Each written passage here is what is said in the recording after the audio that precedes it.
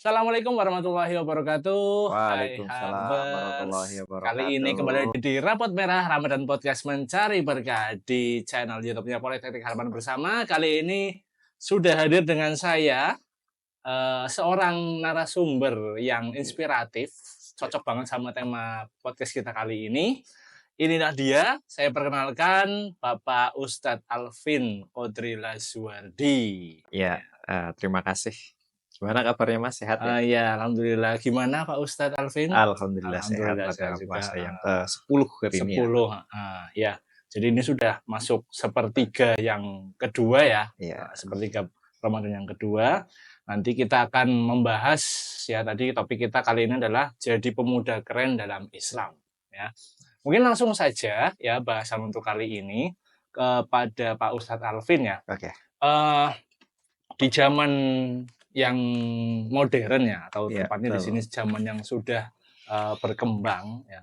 Kalau kita berbicara tentang pemuda ya, Iya. tentang pemuda biasanya tuh di luar tuh banyak sekali yang mengatasnamakan bahwa pemuda itu adalah generasi atau suatu kelompok yang dinilai bisa membawa perubahan, Betul. dinilai Agent of change. mempunyai sesuatu yang lebih daripada generasi yang lain. Nah, sebenarnya kalau misalnya kita berbicara tentang keren-kerenan nih di pemuda ya. Kalau pemuda keren dalam konteks Islam itu yang seperti apa sih, Tat? Oke, baik. Terima kasih, nih pertanyaan sangat mendasari pada podcast hari ini ya. Ini sebuah perbincangan yang istilahnya kiranya sangat penting ya, karena kita Indonesia mengalami bonus demografi dengan anak-anak pemuda sekarang. Yang mana menjadi tagline-nya itu adalah Indonesia Emas di 2045 yang akan mendatang. Harapannya di 1 abad setelah kemerdekaan lahir para pemuda-pemuda baru, pemuda-pemuda yang akan memegang kendali dari negeri ini dan juga negara ini. Nah, mungkin dalam konteks Islam ya, saya akan membawa perbincangan ini dalam satu buku yang disebut oleh Amir Syakib Arsalan, yaitu Mengapa Kaum Muslimin Mundur. Ya, mundur majunya ini ya bisa dikatakan pemuda itu sendiri yang memegang. Jadi ini adalah sebuah buku yang ditulis oleh Syekh Amir Syakib Arsalan ya, yang dimana beliau ini adalah buku jawaban dari surat seorang ulama dari Pontianak ya, dari Kalimantan ya. Beliau menyampaikan ya pertanyaannya itu kepada pemimpin redaksi majalah Al-Manar, yaitu kalau tidak salah di sini Abduh ya. Itu menyatakan bahwasanya kenapa Islam ini mundur sedangkan negara-negara yang lain itu maju dan sebagainya. Nah, beliau memberikan jawaban yang melandasi pertama adalah faktor utama dari kejatuhan Islam adalah bodoh dan kebodohan itu sendiri. Dalam konteks yang sangat luas ya pastinya. Dan ini menyoroti bagaimana pemuda-pemuda Islam itu menjadi agent of change atau menjadi tenaga-tenaga pembaharu. Ya, ketika Rasulullah, kalau kita melihat sirah nabawiyah ya, banyak sekali pemuda-pemuda. Bahkan Rasulullah di masa mudanya pun sebagai penyuluh ya. Bahkan diberikan satu kehormatan dengan gelar Al-Amin, yang dimana di masa muda mampu dipercaya dan menyelesaikan berbagai problematika di Mekah secara sosial ya ketika itu. Nah, mungkin dalam konteks Islam itu pemuda yang keren itu adalah, saya akan melandasinya itu pasti dia akan memiliki kesalehan ya. Kesalehan itu paling dia ada 3. Kesalehan yang pertama adalah kesalehan nafsiyah atau spiritual jiwanya diri sendiri. Yang kedua adalah kesalehan al-ijtimaiyah, yaitu kesolehan kepada masyarakat sosialnya. Dan yang ketiga adalah kesolehan al-bi'ah atau kesolehan terhadap lingkungannya atau dengan kesalehan ekologis. Jadi ada 3, kesalehan spiritual untuk dirinya sendiri, dan yang kedua adalah untuk masyarakat, kesolehan sosial, dan yang ketiga adalah kesolehan secara ekologi atau kesalehan secara ekologis ya, sosiologis ke ekologis seperti itu. Jadi mungkin ini 3 pembicaraan yang mungkin akan membingkai ya jawaban-jawaban saya. Nah, di yang pertama ini yaitu kesolehan spiritual ya. Mau tidak mau kita harus point of view-nya adalah menyadari ya, Pemuda yang pertama adalah sadar. Dia sadar bahwasannya satu, dia adalah seorang manusia. Ya, dia seorang manusia. Sekarang kan kita krisis jati diri sebenarnya. Nah, kita tidak mampu mengembalikan jiwa manusia kita, padahal kita adalah manusia. Kita tidak mampu merepresentasikan bahwasanya kita adalah seorang Abdullah, yaitu hamba Allah, tetapi kita tidak mampu. Pada hakikat fitrahnya kita tahu, ya, kita dibekali namanya akal, kita dibekali namanya hati, yang mana pasti itu akan mempunyai daya dorong. Daya dorongnya itu disebut dengan daya khair, itu yang selalu memberikan dorongan-dorongan kebaikan. Ya, jadi jiwa itu adalah aslinya dia akan mendorong kepada kebaikan. Ini selaras dengan kulu mauludin yuladu alal fitrah. Jadi kefitrahan manusia itu adalah given dari Allah, ya, secara primordial, ya, tanpa ada paksaan. Allah memberikan kesucian dan kebersihan di setiap manusia yang lahir, yang dimana kemudian kesucian itu akan dijaga atau akan dikotori, itu sebagai dasarnya. Ya, untuk menjaga hal itu, seorang pemuda itu sadar bahwasanya dirinya adalah seorang manusia yang hamba Allah, yang dimana dia akan selalu taat, ya, kepada komitmennya sebagai seorang manusia kepada Tuhannya. Karena komitmen itu berawal dari suatu perjanjian, di mana seluruh manusia itu diminta janjinya.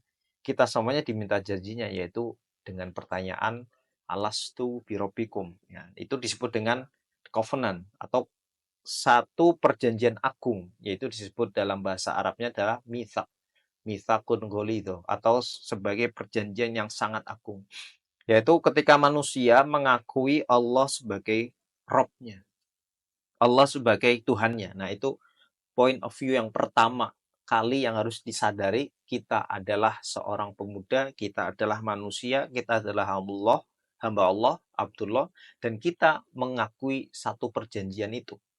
Ya, itu menjadi landasan. Nah, ketika sudah mengerti hal itu, dia akan menyadari ada ketaatan-ketaatan yang bersifat individual, ada bersifat dengan sosial, dan juga dengan ketaatan-ketaatan di tingkat untuk lingkungan hidupnya. Ya, ketaatan yang pertama itu adalah kepada Tuhannya, yaitu Allah Subhanahu wa Ta'ala. Yang mana pasti kita sudah diberikan tuntunan, tuntunannya itu ya sangat mudah. Kita cukup menjalankan syariat sesuai dengan kemampuannya. Ada batasan-batasan wajib yang mana istilahnya standar minimal untuk kita diakui sebagai hamba, yaitu ada, yaitu sholat, syahadat, dan sholat 5 waktu. Kedua ini ibadah yang tanpa syarat, ya. Bahkan orang miskin, orang kaya, semuanya juga harus melaksanakan. Ya, kecuali mungkin sakit, dan apabila sakitnya memang itu hanya bisa berkedip mata, maka sholatlah dengan sholat isyarat. Ya, seperti itu. Kalau misalkan zakat, itu mungkin ada yang batasan-batasannya, mana yang sudah wajibkan zakat, mana yang belum. Ya, puasa itu juga bisa, ada ibu yang hamil tidak puasa, kemudian tua renta dan sebagainya. Ya, atau mempunyai penyakit yang harus tidak bisa berpuasa, itu juga bisa diberikan keringanan. Apalagi haji bagi yang mampu, ya kan, nggak semuanya harus wajib, ya, dipatok, tetapi kita bisa melihat standar bagaimana umat Islam itu menyikapi, ya. Kita bisa, apakah kita hanya sekedar menjadi hamba yang hanya dua itu saja, syahadat dan sholat, atau kita berupaya, ya, yang sejujurnya lima rukun ini memberikan dorongan-dorongan kita untuk bekerja dan bergerak. Kita tidak akan mungkin memberikan zakat tanpa kita tidak mempunyai apa-apa, ya. Dalam peribahasa Arab dikatakan faqidu syai'i la yu'ti, ya. Sesuatu yang kosong itu tidak akan pernah bisa memberi. Maka kita harus punya, ya, yaitu dengan bekerja, yaitu dengan melaksanakan ma'isyah, atau bahasa Tegalnya itu nyari kasab, ya, itu kita harus mengkasab, kita harus bekerja, karena Islam mendorong hal itu. Dan juga untuk bisa melaksanakan haji pun juga kita perlu namanya badlul mal, badlul juhudil mal, untuk mengeluarkan tenaga untuk bisa mengumpulkan harta. Ya, mungkin itu sebagai jawaban awalnya, ya, mungkin kita bisa tarik Iya. lebih luas lagi seperti itu. Iya. Mengenai tadi kan menyinggung tentang kita manusia Iya, sebagai Abdullah, ya, iya, sebagai betul. hamba Allah yang harus memiliki ketaatan dan harus, ya, intinya gampangannya melaksanakan perintahnya dan menjauhi larangannya. Betul. Dan tadi ada yang dasar banget itu dua adalah sholat dan Iya, syahadat. Nah, betul. tapi kalau kita melihat fenomena Ya, zaman sekarang ya, kadang tuh ya ada mungkin ya oknum-oknum pemuda Islam terutama mengenai sholat ya. iya, Mengenai sholat yang kita tahu wajibnya adalah 5 kali ya, lima iya, kali betul. dalam satu hari. Tapi ketika dalam pergaulan, ya misalnya ketika nongkrong ya, Ya, ketika betul. nongkrong ya, habis pulang kuliah misal ya, jam maghrib sampai malam ya. Itu tuh mereka ketika mereka nongkrong di kafe atau di warung, terus ada yang sholat nih. Nah, Iya, itu kok mereka sekarang malah bilangnya kalau ada yang sholat itu, loh kok rajin men sholat? Padahal iya, kan sudah aturannya sholat itu kan sehari 5 kali. Kenapa iya, ketika ada betul. yang orang sholat itu dianggap rajin? Emang, Iya. nah itu yang seperti itu gimana, Tat? Oke, ini memang fenomena ya. Iya. Jadi ada semacam miskonsepsi di dalam akal pikir. Kalau akarnya itu pertama adalah pendidikan dasarnya sebenarnya. Maksudnya pendidikan dasar yang paling dasar itu adalah keluarga. Ya, al-ummu madrasatun ula ya. Jadi ibu itu ya madrasah sekolah yang pertama dan bapak itu kepala madrasahnya atau kepala sekolahnya. Nah, itu yang terpenting. Karena kesucian dari seorang jiwa manusia lahir, cara menjaganya itu ya Allah memberikan kasih, yaitu cara dengan syariat, yaitu sholat. Yang paling bertanggung jawab adalah orang tuanya. Jadi pendidikan dari orang tua itu sangat melandasi. Ya, Prof. Hamid pernah mengatakan didiklah anakmu ya agar di suatu saat anak-anakmu mampu menghormati orang tuanya. Penghormatan orang tua itu adalah dengan cara sholat. Karena sholat itu ibaratnya adalah satu amalan yang tidak akan terputus ajarannya untuk orang tua. Kalau kita punya anak dan anak itu melaksanakan sholat dan ajaran sholat itu yang orang tua sampaikan kepadanya dan seumur hidup dia sholat, maka kita bagian dari pahala itu. Nah, terjadi miskonsepsinya adalah ketika pemuda-pemuda sekarang itu lebih menormalisasi hal-hal yang tidak bersifat sakral atau agamis.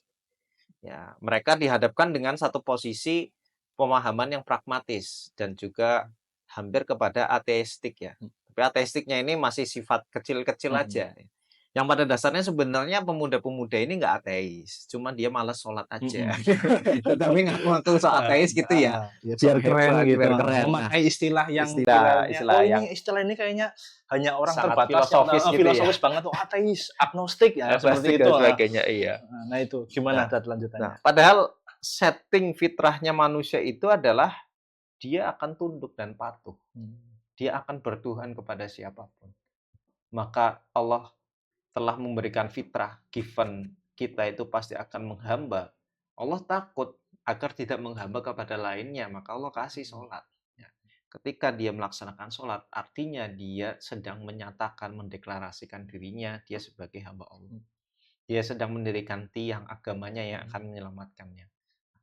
Problemnya di anak-anak muda sekarang satu, mereka menormalisasi hal-hal yang tidak bersifat sakral ya. Jadi mereka kalau ada kaitan sholat, ih kok aneh sih ya. Nah itu kan berawal sebenarnya dari individu-individu itu, community-community itu. Ada satu komunitas juga ketika nongkrong tapi pada Islami ada satu dua yang nggak mau sholat. Ketika dia nggak sholat, dia juga akan merasa terpojokan. Satu momen juga kebalikannya juga ada. Yang lain istilahnya nggak pada sholat, ada dua anak aja yang sholat dikira ini. Nah, ini kan berarti sebenarnya masalah sosio psikologis ya di satu community. Maka solusinya mungkin kita mulai mewacanakan pembicaraan namanya agama itu tidak terbatas di masjid. Dia tidak terbatas dalam satu ritual. Kita mulai menormalisasikan pembicaraan sholat itu ya sama halnya kita bicara di tongkrongan, ya sama halnya kita di kafe, sama halnya kita di kuliah, di kampus, itu bisa menjadi wacana yang terus didengungkan. Ya, jadi mungkin strategi sosial itu menormalisasi pembicaraan tentang agama. Kan seakan-akan agama itu menjadi private dan tabu. Padahal itu kita punya konsep amilu wassolihat, beramal yang soleh dan memberikan peringatan kepada sesama kita. Itu kita mulai menormalisasikan itu. Jadi pembicaraan itu bukan sok Mhm. Islamis ya, tetapi ini adalah satu istilahnya hal yang wajar. Kita wajarkan nih Mhm. bicara Mhm. tentang sholat, bicara tentang istilahnya Mhm. kebaikan-kebaikan sesuai dengan taraf para Mhm. pemudanya. Nggak bisa kita tiba-tiba komunitas kemudian ada teman yang baru gabung, dia belum bisa sholat langsung kita tuduh kafir, Mhm. sesat, gitu kan itu Iya. malah menjatuhkan Heeh, ini ya, maka heeh. kita perlu pendekatan persuasif Mhm. ya. Jadi solusinya itu adalah sama, kita mewacanakan Mhm. pembicaraan keislaman itu hal yang lumrah Mhm. dan wajar di Mhm. berbagai sudut. Mhm. Ngopi lah, ataupun Mhm. ketika lagi tongkrongan lah, atau mungkin komunitas lagi ngegame, "Oke boleh ngegame, gini, waktu azan nih Heeh. kita Break rehat dulu, sejenak, break heeh. dulu, nanti lanjut lagi." Mhm. Itu kan tahap Mhm. awal-awal. Karena, seorang muslim itu kan tidak dituntut untuk menjadi ahli fikih, ahli tafsir Mhm. semuanya. Mhm. Tetapi Allah ngasih landasan standar minimal. Mhm. Ya minimal lek kowe ingin dikatakan muslim ya kayak gini, Mhm. minimal ada seseorang yang ingin dikatakan sebagai mahasiswa Harvard, Mhm. ya dia memenuhi syarat, ya Mhm. mendaftar, Mhm. ya input data, ya terserah nanti kualitasnya mau lemah, mau buruk itu ya terserah kamu, Mhm. ya. Sama dalam Islam juga, terserah nanti kualitasnya kamu akan menjadi tingkat ulama atau tingkat yang muslim Mhm. biasa, tidak apa-apa. Yang penting terdaftar dulu, memenuhi syarat utama menjadi seorang muslim, yaitu syahadat dan sholat. Dan 3 selanjutnya yang harus juga diupayakan. Mhm. Itu seperti itu, mewacanakan pembicaraan Mhm. Islam itu hal yang wajar Mhm. di tongkrongan-tongkrongan. Seperti itu mungkin jawaban dari, solusi ya, Heeh. mengalami apa, miskonsepsi Mhm. tentang sholat dalam tongkrongan. Mhm. Iya. Seperti itu. Oke. Selanjutnya, masih seputar ini ya, pemuda dalam Iya Islam juga. Jadi, kadang juga kan kalau sebagai pemuda, sebagai yang istilahnya pemuda itu adalah generasi yang dianggap tenaganya masih iya kuat, tenaganya iya, masih betul banyak betul. ya, masih, istilahnya mau ngapa-ngapain itu, punya performa yang tinggi. Nah, mengenai itu, kira-kira itu kalau gimana sih caranya ketika, kita masih sebagai pemuda Oke memanfaatkan tenaga, memanfaatkan tadi performa kita yang masih tinggi untuk tadi bisa lebih mengoptimalkan oke performa kita, terutama dalam, bidang keislaman atau dalam menekuni agama Islam yang lebih oke. baik seperti itu gimana tadi? Oke, jadi, ada satu, peribahasa Arab itu juga mengatakan, masa muda adalah masa menjadi sebuah penyakit ketika dihantui dengan kekosongan. Mhm. Jadi, masa muda dihadapkan kekosongan, dia akan merujuknya kepada mafsadah atau Mhm. kerusakan. Mhm. Seperti halnya air Mhm. yang berdiam pada satu Mhm. tempat, tidak bergerak, dia akan kotor, dia akan cepat rusak, dia akan berdebu, kemudian kuman dan Mhm. sebagainya. Tapi kalau sungai yang mengalir, dia akan terus Mhm. bergerak. Itu pengibaratannya seperti itu. Jadi masa muda itu adalah kita gunakan semaksimal mungkin dalam kegiatan-kegiatan positif. Ya, itu yang paling pertama. Positif plus ada nilai-nilai keislamannya. Mhm. Ya. Tetapi kadang ada yang salah menilai nilai-nilai keislaman itu harus dengan pengajian. Mhm. Itu menurut saya kurang tepat. Apa ketika mahasiswa itu berangkat ke kampus itu bukan Islami? Itu sangat Islami. Karena Islam itu memerangi kebodohan, memerangi apa namanya keterbelakangan. Mhm.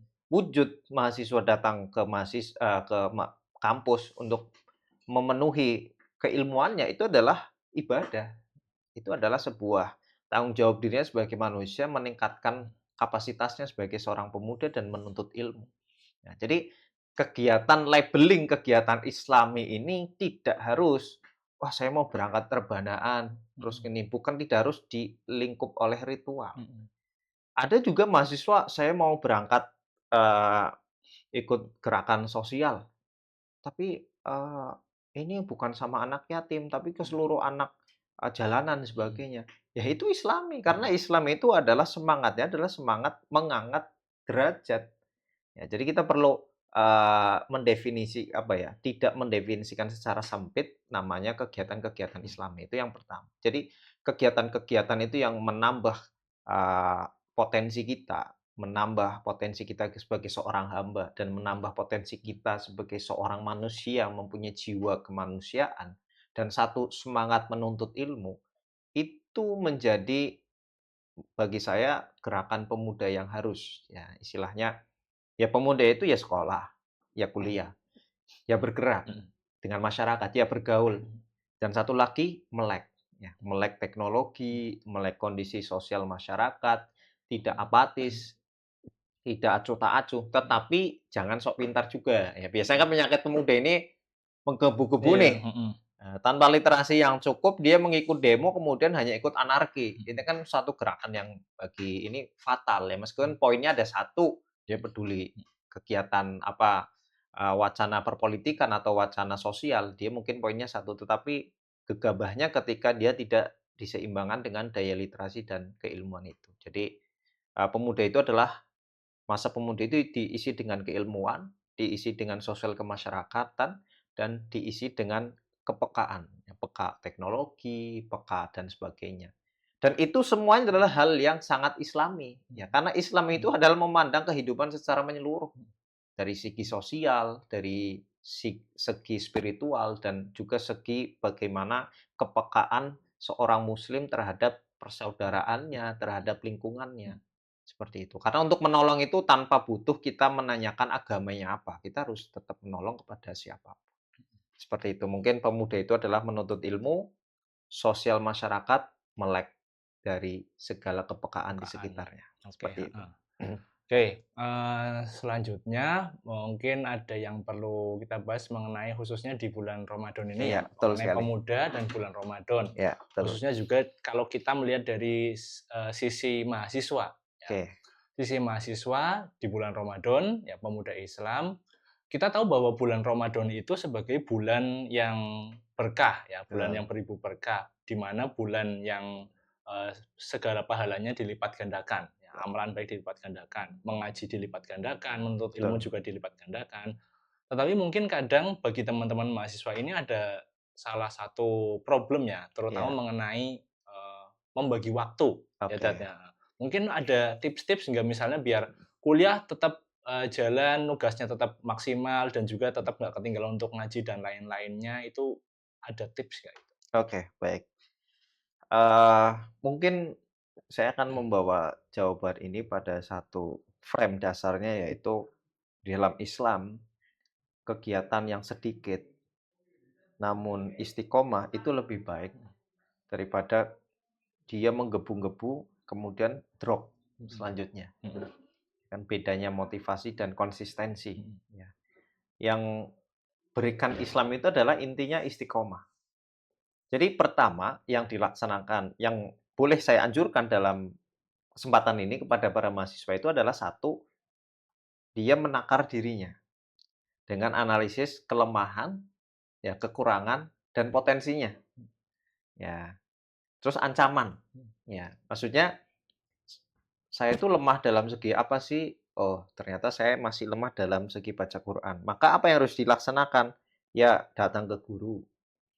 Oh, saya itu hobinya ternyata masih sering game. Dia menyadari kelemahannya. Oh, berarti mungkin di bulan Ramadan ini coba saya kurangi sedikit durasinya. Kemudian saya itu kadang sering sendiri sehingga overthinking, burnout dan sebagainya, minder dan sebagainya, suka nganggur, hanya tidur. Oh, berarti saya harus misalkan kalau di konteks kos-kosan ya saya harus keluar nih. Ya minimal cari angin lah atau apa atau ketemu teman dan sebagainya. Ya itu hal-hal yang ringan bisa kita mulai. Ya, jadi puasa ini ibarat bulan keberkahan, itu sangat benar, pun berjalan lurus dengan ganjarannya. Nah, ganjaran dosa dan ganjaran pahalanya juga dilipatkan gitu. Nah, sudah tahu bulan Ramadan kok buat dosa, kan aneh gitu. Maksudnya keberkahan dan pahala aja dilipat gandakan ketika Ramadan. Loh kok bisa ada yang melaksanakan dosa ya? Berarti juga dosanya kan dilipatkan juga. Itu kan kaidahnya seperti itu. Nah, maka tips untuk membagi waktu adalah Rasulullah kan punya 8 jam, 8 jam, 8 jam. Itu 24 ya. Ya, 8 jam pertama kita maksimalkan untuk menuntut ilmu ya. 8 jam selanjutnya untuk hobi, 8 jam selanjutnya untuk istirahat. Sesimpel itu saja. Nah, di dalam menuntut ilmu itu kita bisa selingi dengan ibadah. Pak Ustadz, saya kalau sholat duha biasanya masih nyempetinnya 2 rakaat sebelum berangkat kampus. Oke, nggak apa-apa. Tapi gini, Ustadz, ada juga saya itu kadang sebelum Ramadan itu ya subuh aja susah, Ustadz, apalagi mau menyempatkan duha. Oh ya udah berarti selesaikan dulu problem wajibnya. Ya, Ustadz, saya target di bulan Ramadan ini ingin sholat 5 waktunya itu rapat tanpa bolong untuk nanti next-nya bisa Syawal. Ya itu lebih baik daripada dia harus memaksakan ibadah yang sunnah tetapi wajibnya tidak tertolong. Ya, seperti itu. Saya tuh setiap puasa tuh ibadahnya tuh ngasih nraktir teman-teman, tapi saya sholat nggak mau. Itu berarti kan ini nggak imbang. Nah, maka perlunya mindset bahwasanya mana ibadah yang wajib dan sunnah itu harus juga melekat. Jadi yang dari Ramadan itu kita menekankan sisi-sisi wajibnya itu bisa terlaksana. Ya. Tahun Ramadan ini saya targetnya pengen sholat 5 waktu tepat semuanya. Ya, enggak apa-apa. Itu wajib. Ya kan, enggak apa-apa. Kalau kenyataannya sebelum Ramadan dia berjuang sholat 5 waktu aja belum kuat. Oh, ternyata ada yang sudah selesai nih sholat 5 waktu itu gampang. Oke, saya mau nambahin sholat sunnah, Ustaz. Pengennya mungkin setiap sholat saya dampingi sholat sunnahnya. Nanti kalau ini udah berjalan baik, saya ingin nambah sedikit duhanya atau sebagainya. Ini juga saya akan coba improve lagi ketika Isya, saya coba akan ikuti taraweh sampai selesai, gitu kan. Jadi seperti itu. Jadi pertama adalah untuk membagi waktu itu kita menakar diri, mana kelemahan kita, mana kelebihan potensi kita, mana waktu-waktu krusial yang kadang mengancam kita, mana waktu-waktu yang membuat kita lemah. Itu kita mengidentifikasi, kemudian setelah itu menerapkan amalan ibadah sesuai dengan kemampuan dan kemudian menjalankan 8 jam pertama, 8 jam ketiga, 8 jam kedua dan ketiga itu dengan teratur dan baik. 8 jam pertama pagi kita bisa maksimalkan menuntut ilmu, bercengkrama dengan teman, ibadah sunnah. 8 jam selanjutnya kita bisa kita bisa melaksanakan hobi kita atau mungkin baca buku atau menulis ataupun berdiskusi ya. Kalaupun dia tidak mampu, ya takut mungkin diskusi ternyata gibah, kalau pegang HP takut malah over scrolling, udah Ustaz saya pilih tidur. Nah, tidurnya ini juga bisa dikatakan ibadah, bisa dikatakan ibadah kalau tantangannya emang benar-benar seperti itu. Beda yang kalau sepanjang puasa hanya tidur Sengaja ya, iya, menidurkan diri. menidurkan diri. Sehingga sering digunakan manipulasi hadis itu ya, Oh, naumu iya. ibadah itu kan sering jadi dalih. Ya, padahal ada konteks yang lebih besar di balik itu. Gus Bah juga sering menyampaikan dalam beberapa ceramahnya itu, ada satu ibadah yang kadang sering kita lupa, yaitu ibadah tarkul ma'asi. Satu malam misalkan puasa, kamu diajak temennya untuk ke karaoke sambil nyewa LC misalkan. LC Ini itu kan apa, Tad? Ustaz tahu Iya, LC. Ini kan masa-masa muda seperti ini ya. Suruh nyewa LC ini. Terus karena, wah saya tuh nggak kuat saat nahan godaan ini. Saya tutup kamar, saya tidur. Nah, tidurnya itu sebagai ibadah, ibadah tarkul ma'asi. Dia nggak kuat ketika siang hari, aduh, daripada saya gibah, saya ini mending saya tidur lah. Ya itu bisa menjadi ibadah, tetapi dilihat tarikan ke belakangnya itu. Ada amalan untuk tarkul ma'asi. Jadi meninggalkan kemaksiatan itu adalah ibadah. Ya kan? Seperti itu. Satu saat ya ada orang sudah berniat ya, wah saya hari ini akan masang judi togel Waduh. misalkan. Nah, sekarang kan anak muda aja udah main slot ya. Slot dari HP. Anak-anak SD, anak-anak ini mereka punya uang pulsa 5.000 mereka pasang dan sebagainya. Tapi wah kayaknya saya takut barangkali ini, barangkali kalah. Udahlah saya nggak jadi. Nah, itu ketika dia membelokkan niatnya itu adalah poin pertama ibadah seperti itu. Jadi 8 jam 3 kali itu dibagi dengan baik sesuai dengan kemampuan dan kapasitasnya dia sebagai seorang muslim. Ya, jangan terlalu memaksakan, ya, jangan terlalu memaksakan. Kita lihat diri kita menakar gimana. Allah itu melihat semampu bagaimana kemampuan kita. Allah menginginkan kita itu yang mudah, tidak yang susah-susah. Sesimpel itu Islam. Tetapi kadang kenyataannya orang-orang itu malah lebih menyimpelkan dan malah membuat dimudah-mudahkan. Islam itu mudah, tetapi jangan dimudah-mudahkan. Seperti mungkin jawabannya seperti itu. Kemudian juga ini menyambung, mengkombinasikan pertanyaan sebelumnya ya. Tadi yang waktu pertama kita bahas tentang tadi, ada pemuda sholat dianggap keren, padahal sholat itu memang kewajiban 5 kali sehari. Kemudian ini kita juga kaitkan dengan puasa Ramadan, Tat. Jadi ada mungkin fenomena yang berulang ya. Setiap Ramadan itu salah satunya adalah fenomena mengenai mungkin sebutannya mokel atau mokah ya. Nah, sebetulnya ketika pemuda ya, tadi kan kita menyinggung pemuda itu adalah masa-masa yang menggelora. Harusnya itu kuat ya. Lebih kuat ya. Lebih kuat daripada yang mungkin lansia. Nah, tapi kenapa ketika mungkin kita menemui fenomena oknum-oknum pemuda yang mokel seperti itu ya, kemudian mereka dengan gampangnya menganggap ini nanti gampang diganti ketika nanti di 11 bulan lain di luar Ramadan, itu sebetulnya memang bisa diganti atau gimana sih, Tat? Oke, baik.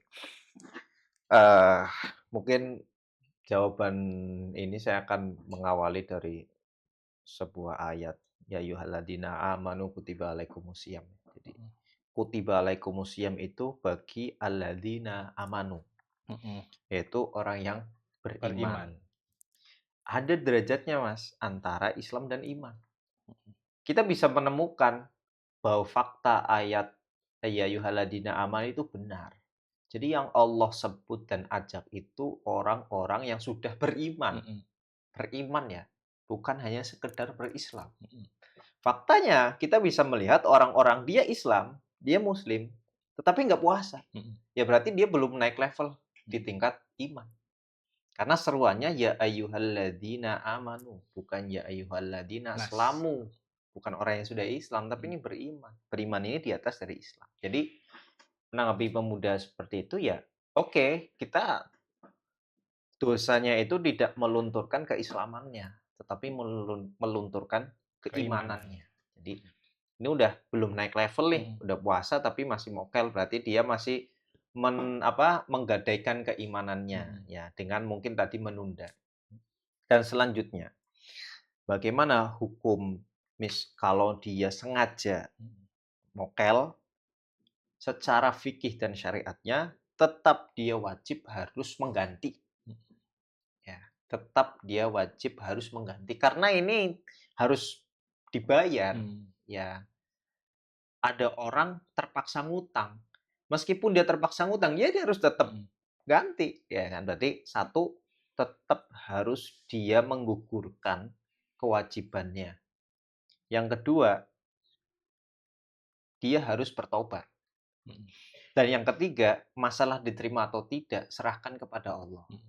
Jadi kita itu tidak bisa menghukumi puasa orang itu diterima atau tidak. Tetapi kita bisa menghukumi puasa orang batal atau tidak. Karena ada kaidah fikih, nahnu nahkumu az-zawahir, kita menghukumi yang di luar. Ya. Kita melihat ada orang sholat, kemudian kentut. Ya, berarti sholatnya itu batal. Sholatnya tidak sah. Tapi kita dia bisa mengatakan, orang yang sudah selesai sholat tanpa kentut, tapi rukunnya sudah selesai, kita tidak bisa mengatakan, wah sholatnya orang itu nggak diterima. Wah sholat itu orangnya diterima. Kita tidak bisa. Kita serahkan kepada Allah. Tetapi syarat yang zahir itu, yang terlihat itu menjadi pintu utama untuk bisa diterima.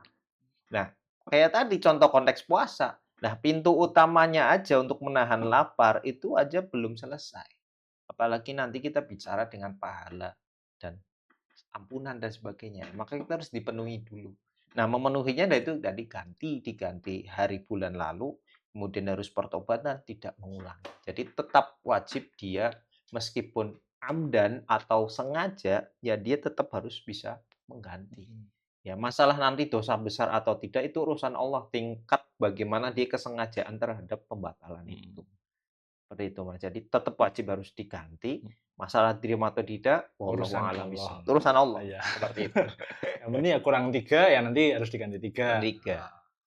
Cuma ini bukan berarti menjustifikasi, ya udah Iya, Ustaz, saya habis ini heeh. mau libur dulu seminggu nanti tak ganti. Seminggu pas liburan gitu biar pas kegiatannya Iya. slow gitu biar nggak capek gitu. Itu kan kita kembali ke kaidah Islam itu mudah, tetapi jadi mudah-mudahkan. Jangan digampangkan Jangan ya. digampangkan seperti itu.